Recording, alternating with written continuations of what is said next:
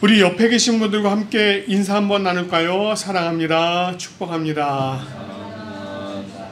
잘 오셨습니다. 우리 한번 또 인사 한번 더 하시고요. 날이 많이 덥죠? 정말 덥더라고요. 이 더운 날씨에 여러분들 건강 조심하시기 바랍니다. 자, 우리 이제 마가복음 말씀 함께 또 나눠보도록 하겠습니다. 많은 사람들의 환호와 환성 속에서 예수님께서 나귀를 타고 예루살렘으로 입성을 하셨습니다. 예, 그리고 가장 먼저 하신 일이 뭐였죠? 성전에 들어가셔서 이제 성전을 다 이렇게 모든 것들을 이렇게 다 둘러보신 것이었습니다. 그리고는 베다니로 돌아오신 예수님께서 이튿날 다시 예루살렘으로 발걸음을 옮기시다가 잎만무성한 그런 무화과 나무를 보시고는 그 나무를 향하여서 이제부터 영원토록 사람이 내게서 열매를 따먹지 못하리라 이렇게 말씀을 하시고 다시 예루살렘으로 향하셨습니다. 오늘 본문 말씀이 이제 예루살렘으로 들어가신 내용을 전하고 있는데, 이 말씀을 보면 이렇게 시작을 합니다. 그들이 예루살렘에 들어가니라, 이렇게 시작해요. 그들이 예루살렘에 들어가니라. 예수님과 제자들이 함께 예루살렘으로 들어간 거예요. 그런데 이 말씀 직후에는 또 어떻게 쓰고 있느냐면 예수께서 성전에 들어가사 이렇게 얘기합니다. 자, 예수님이 혼자 성전으로 들어가셨다라고 이렇게 얘기를 해요. 그런데 실제로 예수님께서 혼자 성전에 들어가셨을까요? 아니요, 그건 아닐 것입니다. 예수님께서 항상 제자들과 동행하셨기에 아마 이 성전에 들어가실 때도 분명히 이 제자들이 함께 들어갔을 것입니다. 그런데 예수님께서 이 성전에 들어가셨다라고 하는 사실을 마치 혼자 들어가신 것처럼 이렇게 그냥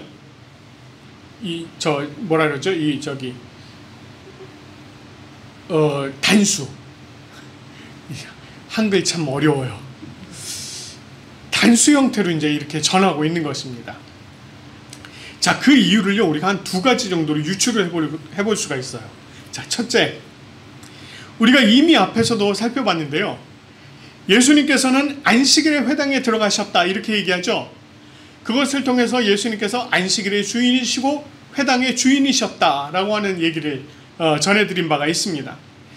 또 파도와 바람을 잠잠케 하시는 일을 통해서 하나님께서는 예수님께서는 만물의 주인이시다 이렇게 또 전해드린 바 있어요.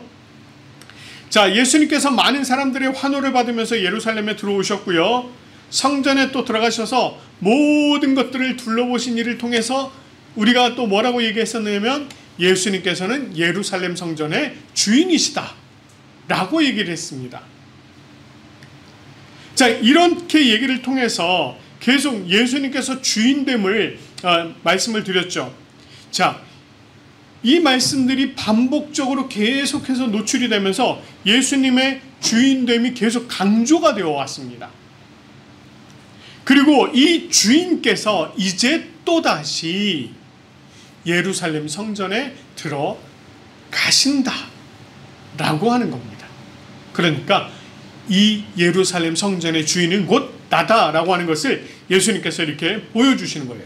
자, 두 번째, 이 성전에서 이제 곧 어떤 일이 일어나게 됩니다. 어떤 일이 일어나게 돼요? 그런데 이 일이 전적으로 성전의 주인이신 예수님의 뜻에 의해 된 것이다. 그리고 이 일은 예수님께서 주도적으로 행하실 일이었다라고 하는 걸 전하기 위함이라는 것입니다. 실제로 앞으로 어떤 일이 일어나는데 이 일에 대해서 제자들이 한 일은 전혀 등장하지 않아요. 제자들이 말한 것조차 등장하지 않습니다. 오직 예수님께서 행하신 일과 그 일에 대한 대제사장들 그리고 서기관들의 반응만이 보일 뿐입니다. 자, 이걸 통해서 예수님께서 이제 혼자 성전에 들어가신 것처럼 기록하신 이유를 우리가 이제 살펴봤습니다. 자, 그럼 이제 예수님께서 성전에 들어가셔서 어떤 일을 하셨느냐 보니까 성전 안에서 매매하는 자들을 내쫓으시며 돈 바꾸는 자들의 상과 비둘기 파는 자들의 의자를 다 둘러 엎으셨다는 거예요. 그리고 아무나 물건을 가지고 성전 안에서 이렇게 돌아다니지 못하도록 그렇게 하셨다는 겁니다. 여기서 정확하게 말하고 있는 것은 성전 안에서 물건을 사고 파는 매매 행위가 있었고, 환전을 해주는 일, 그리고 비둘기 파는 일들이 실제적으로 행해지고 있었다는 것입니다. 이런 일들이 행해지고 있었던 곳이 어딜까요? 성전 구역 중에요, 가장 바깥쪽 구역인 이방인의 뜰이라고 하는 곳이 있었습니다. 이 이방인의 뜰은 사방이 회랑으로 만들어진 안쪽은 사방이니까 회랑으로 만들어진 그 안쪽의 뜰을 말합니다. 비교적 굉장히 넓은 지역이었어요. 이곳은 이방인 순례자들이 들어올 수 있는 성전의 구역이었습니다. 그런데 이 구역에서요, 온갖 매매 행위와 환전하는 일들이 벌어지고 있었던 것입니다. 자, 여러분, 우리가 이제 이렇게 성전에 대해서 이렇게 얘기하고 이방인의 뜰이며 뭐 이렇게 얘기를 하면 이해가 되시나요? 예, 그래서 준비했습니다. 자, 예루살렘 성전이에요. 요거는 성전입니다. 지금 이제 헤롯 성전이라고 얘기가 되어지고 있는 이유는 솔로몬이 지었던 성전이 로마에 의해서 파괴가 되어지고 이후에 다시 헤롯이 이스라엘 백성들의 관심 이렇게 좀 이렇게 호응을 얻기 위해서 이 성전을 아주 멋지게 지어놨습니다. 이게 바로 헤롯 성전이에요. 예수님 당시에 저런 모습이었습니다. 지금 여기 보시면 여기가 이제 실제 성전이고요. 여기가 이제 성전, 성소 그 뒤쪽으로 지성소가 있어요. 자, 여기는 이제 제단과 이제 물두멍이 있고요. 이렇게 이제 안쪽으로 들어가는 그 구역들이 있습니다. 좀 자세한 내용들은 또 다른 그림으로 볼게요. 요게 솔로몬 회랑이라고 하는 솔로몬 그 회랑이라고 하는 곳이고, 요 안쪽 구역이 전부 다 회랑으로 만들어져 있습니다. 기둥들이 있어요. 잘 보시면. 그리고 여기 지금 요 마당, 저기가 이방인의 뜰입니다. 자, 조금 또 다른 각도에서 볼게요. 요렇게. 조금 더 자세히 보이시죠? 보시면, 자, 여기는, 자, 여기 아까 이방인의 뜰, 그리고 요 성전 벽 안쪽, 요 입구로 들어가면 여기가 미문이에요, 미문. 우리 그 사도행전 3장에 나오는 미문. 자, 요 성전 안쪽으로 들어가면 여기 안쪽에 뜰이 하나 또 있죠? 요게 여인의 뜰입니다. 여인들의 뜰. 그래서 그 이스라엘 여인들은 저기까지 들어갈 수가 있었어요.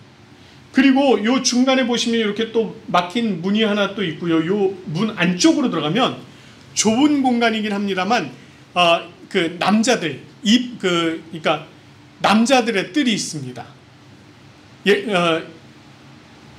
그 뜰 안쪽으로는 이제 또 다른 뜰이 또 있어요. 뭐 이제 그 정도만 좀 보시고요.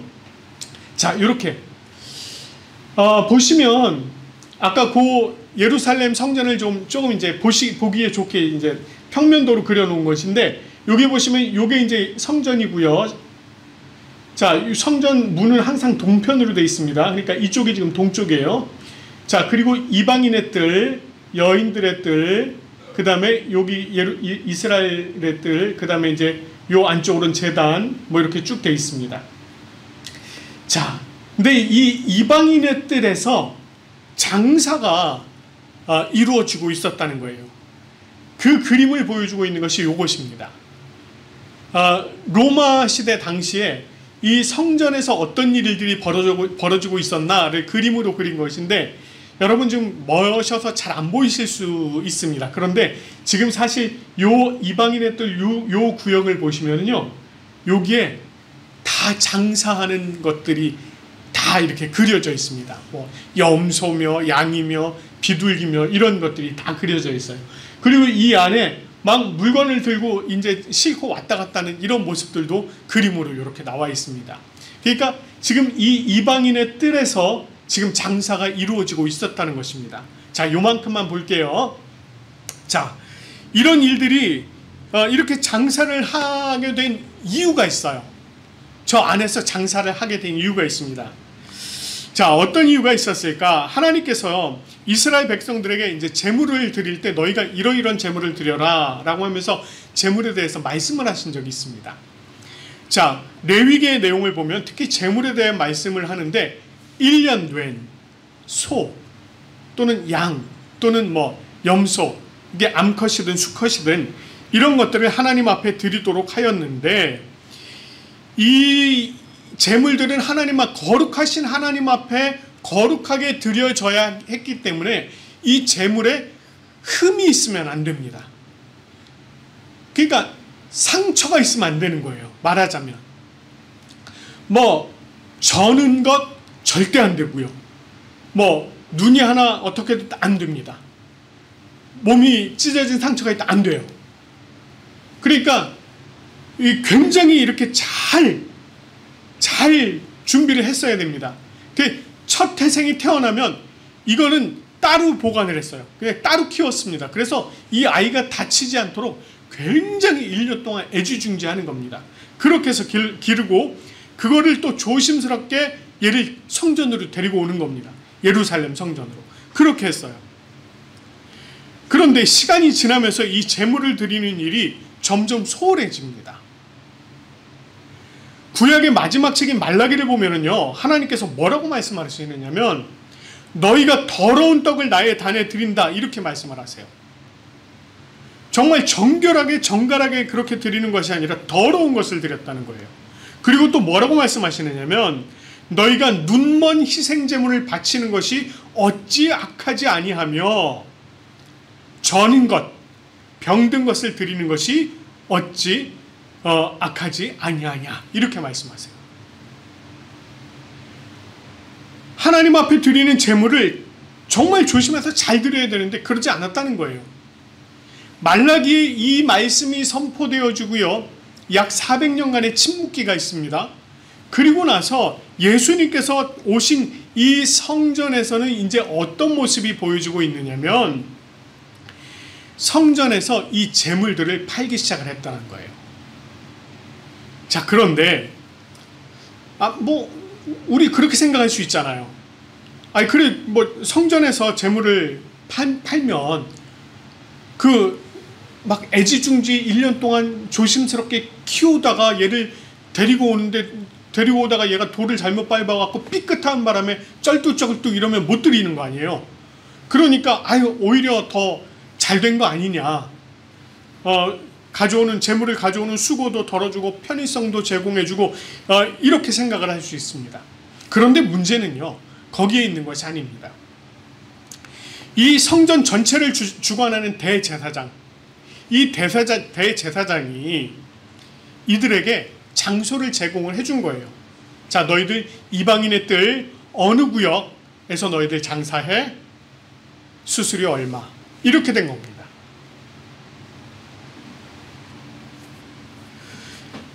성전 전체를 주관하는 이 대제사장이 장소를 제공하고 돈을 받은 거예요. 근데 돈을 적게 받았을까요? 적게 받지 않았습니다. 많이 받았다는 거예요. 그러니까 그렇게 돈을 받고 재물을 팔 수 있도록 장소를 제공을 해주다 보니 그러면 이 수수료는 누가 또 내게 됩니까? 당연히 소비자에게 돌아가는 거예요. 재물값이 비싸지는 겁니다. 부르는 게 값이에요, 그냥. 근데 이런 사람들이 한둘이 아니었다는 것입니다. 이방인의 뜰이 아까 그림 보셨죠? 가득 메울 정도로 그렇게 사람들이 그곳에서 매매하는 일들이 벌어졌다는 것입니다. 그러니 그것들을 장소를 제공해주고 그것에서 들어오는 수익을 챙기는 이 대제사장, 얼마나 수익이 대단했겠습니까? 그것이 된다 안 된다? 안 되는 일이었어요. 원래 안 되는 일입니다. 그런데 그런 일을 했던 겁니다. 하나님의 거룩한 성전이요, 그 성전을 거룩하게 가꾸고 해야 할 이 대제사장의 손에 의해서 더럽혀진 겁니다. 더 이상 거룩하게 여겨지지 않는 그런 곳이 돼버린 거예요. 무척 안타까운 이 상황이 그곳에서 벌어진 것입니다. 예수님께서 예루살렘 성전에 들어가셔서 모든 것을 둘러보셨다라고 얘기했죠. 이걸 보신 것입니다. 무척 안타까워하셨고 예수님께서 이것을 정화하기로 작정을 하신 것입니다. 그래서 매매하는 자들을 내쫓으시고 돈 바꾸는 자들의 상과 비둘기 파는 자들의 의자를 다 둘러엎으신 거예요. 그리고 아무나 그곳에 물건을 가지고 성전 안으로 지나다님을 허락하지 않으셨습니다. 그러고 뭐라고 말씀하세요? 기록된 바 내 집은 만민이 기도하는 집이라 이렇게 칭함을 받으리라고 하지 아니하였느냐? 이렇게 말씀하세요. 그러나 너희는 이곳을 강도의 소굴로 만들었다. 이렇게 말씀하십니다. 오늘 이사야 56장 7절 말씀, 우리가 예배로 부르시는 말씀으로 저희가 읽었습니다. 그리고 예레미야 7장 11절의 말씀을 인용한 거예요. 자, 예수님께서 이 말씀들을 인용하시면서 성전이 본래 세워진 목적대로 사용되어지 않는 것을, 엉뚱하게 사용되는 것을 안타까워하시면서 말씀을 하신 겁니다. 이사야서에서요, 이 만민이 기도하는 집이다 라고 하는 이 표현이 어떤 의미인지 아십니까? 메시아가 오시면 하나님을 믿는 이방인들이 예루살렘 성전에 함께 모여서 하나님 앞에 예배하고 기도하는 곳이 될 것이다 라고 하는 그 말씀이 이사야 56장 7절 말씀이에요. 그러니까 이방인의 구분이 없어진다는 것입니다. 그리고 이방인들이 함께 모여서 예배한다는 거예요. 그러나 현실은 어땠습니까? 여전히 유대인들은 자신들이 선민이라고 하는 그 사상 속에 막 잡혀 있었습니다. 그렇기 때문에 이방인들과 함께 자리하는 것을 즐겨하지 않았습니다. 여러분, 이게 언제까지 갔는지 아십니까? 사도행전 말씀을 보면은요, 베드로가 고넬료의 집에 가요. 고넬료가 로마 사람이거든요. 그 로마 백부장이었어요. 그 집에 가서는 뭐라고 얘기하느냐면 이렇게 얘기합니다. 내가 유대인으로서 이방인과 교제하며 가까이 하는 것이 위법인 줄을 너희들도 알거니와. 이게 뭐래요? 위법이라고 얘기합니다. 위법. 그러니까 아직도 이방인과 가까이 하는 것을 아직까지 꺼려하고 있는 겁니다. 21장에서, 사도행전 21장에서도요, 이런 말씀이 있습니다. 유대인들이 바울에게 이렇게 얘기를 해요. 이 사람이 헬라인을 데리고 성전에 들어가서 이 거룩한 곳을 더럽혔다. 이렇게 얘기합니다. 바울이 사실 헬라인을 데리고 성전에 들어간 일은 없거든요. 그런데 이제 착각을 하고서 이제 이렇게 얘기를 했는데, 어쨌든 이 얘기에서 뭐라고 얘기해요? 헬라인, 이방인을 데리고 지금 성전에 들어갔다. 이렇게 얘기하는 거예요. 물론 여기서 얘기하는 그 성전이라고 하는 이방인의 뜰 안쪽을 이야기하는 겁니다. 그랬다라고 얘기를 하는 거예요. 이처럼 하나님께서 사랑하시고 회복시키시기로 한 이방인들에 대해서 여전히 금기시하면서 성전의 일부만을 열어놓은 반면에 엄밀히 이 성전의 일부인 이방인의 뜰에서는 온갖 부정한 행위들이 다 벌어지고 있다는 것입니다. 이 일들에 대해서 유대 지도자들 다 눈 감죠. 아무 일 없는 것처럼, 괜찮은 것처럼. 그래서 예수님께서 이 유대의 지도자들과 유대인들에게 성전이 본래 세워진 목적과는 달리 그곳을 강도의 소굴로, 너희가 강도의 소굴로 만들었다고 그렇게 말씀하시는 거예요. 여러분, 이 강도의 소굴, 이 소굴이라고 하는 말이요, 동굴이라고 하는 의미입니다. 그래서 강도의 동굴, 이런 의미이기도 하고요. 또는 강도가 피난간, 피난처, 이렇게 표현하기도 해요. 그러니까 강도짓하고 이제 쫓겨서 숨어 들어갈 거 아니에요. 그것을 얘기하는 것입니다. 강도가 밖에서는 강도짓을 하고요, 이 소굴로 돌아오면 마치 아무 일도 없었던 것처럼 그렇게 지낸다는 겁니다. 밖에서는 강도라고 정죄하면서 심판하려 하지만 이 강도의 소굴 안에서는 그 누구도 이 사람을 정죄하지 않아요. 심판하려고 하는 사람도 없습니다.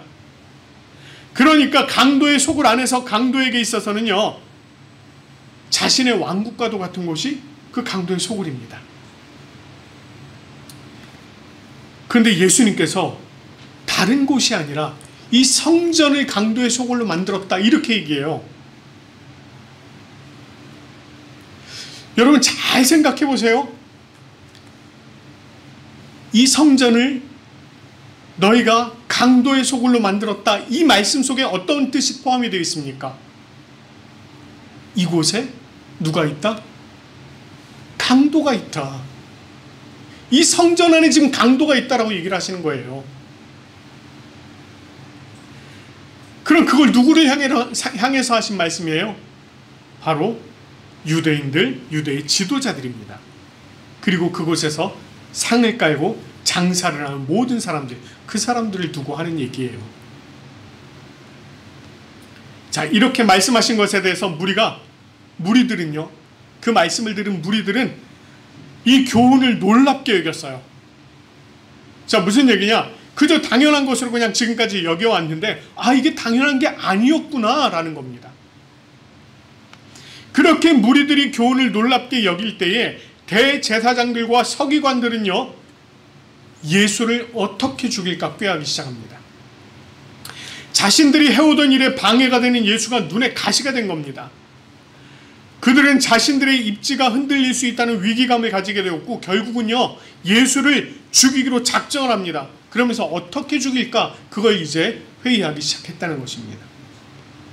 자, 그러는 사이에 날이 저물었어요. 그리고 그들은 성 밖으로 나갔습니다. 마치 아무 일 없었던 것처럼, 이렇게 그냥 왜 우리 그 연극에서 해설을 해주듯이 그들은 성 밖으로 나갔더라, 이렇게 전합니다. 15절, 우리가 15절 말씀 보니까 처음에 어떻게 시작을 했어요?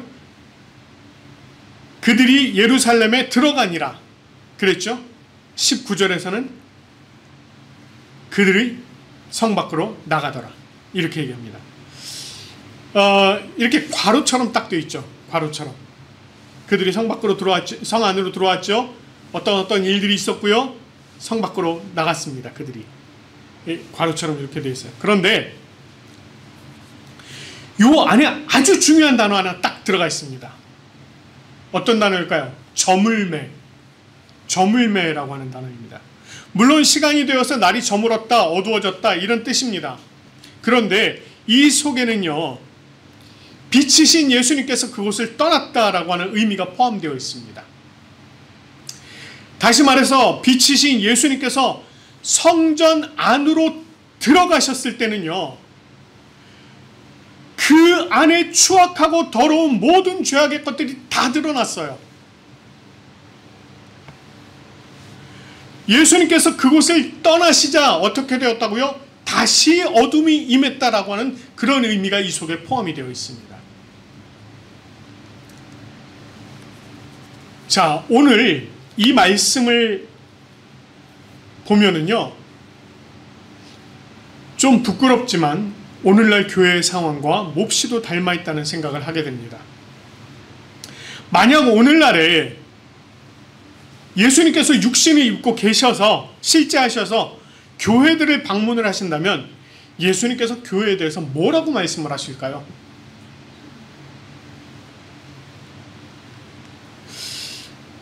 오늘 본문의 말씀처럼 내 집은 만민이 기도하는 집이거늘 너희는 강도의 소굴을 만들었다, 이렇게 말씀하시지 않을까요?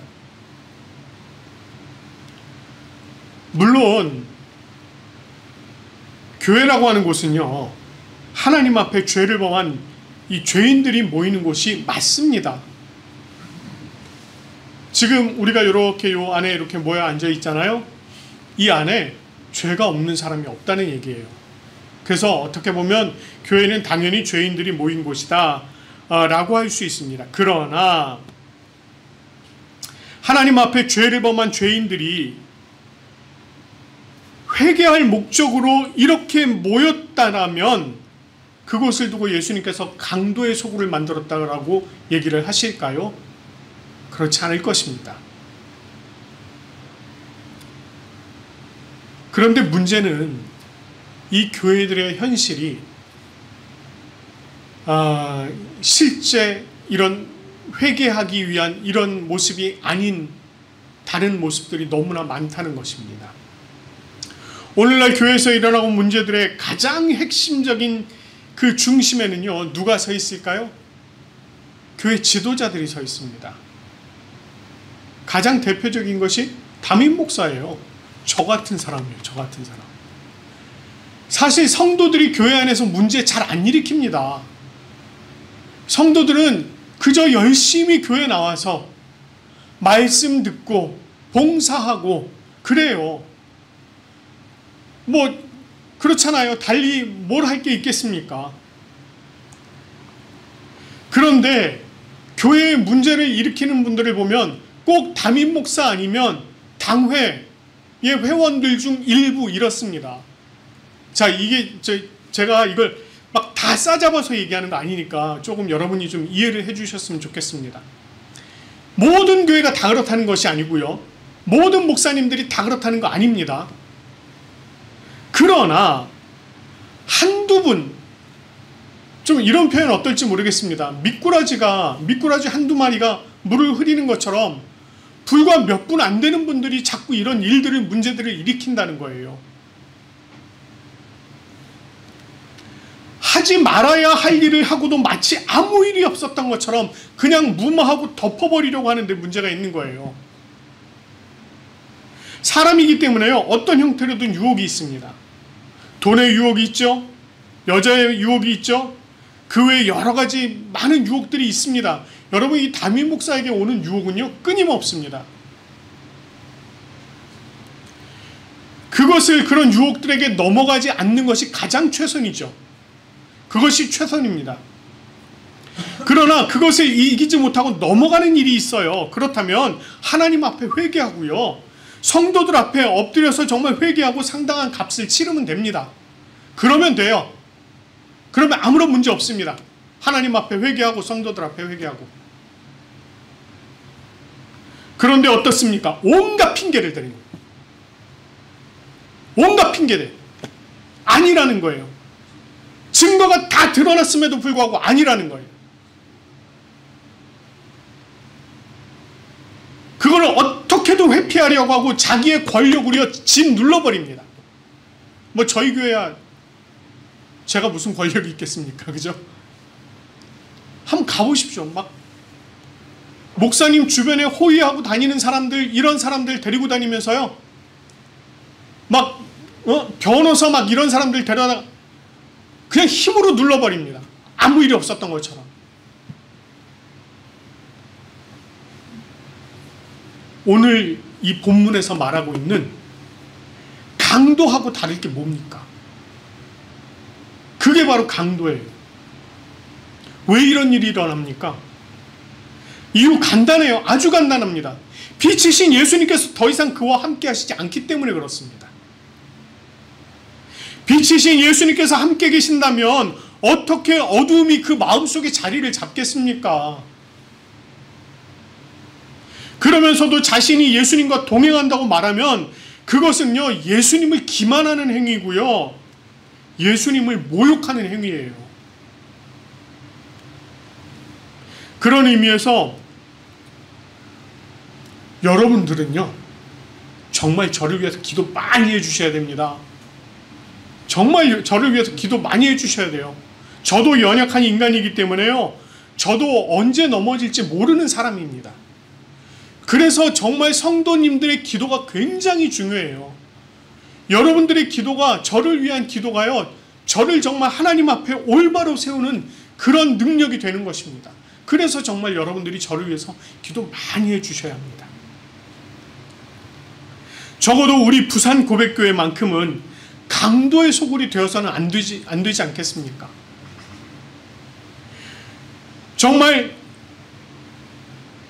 우리 부산 고백교회 담임 목사인 저로부터 우리 어린 아이들에게 이르기까지 정말 하나님을 두려워할 줄 알고 하나님 앞에 겸손할 줄 아는, 그렇게 엎드릴 수 있는 우리 성도들 되어야 되지 않겠습니까? 정말 간절히 바라기는 주님께서 우리 부산 고백교회를 향하여서 보시면서요, 이야, 이 교회는 정말 기도하는 집이로구나, 그렇게 칭찬하시는 그런 기쁨이 있기를 소망합니다.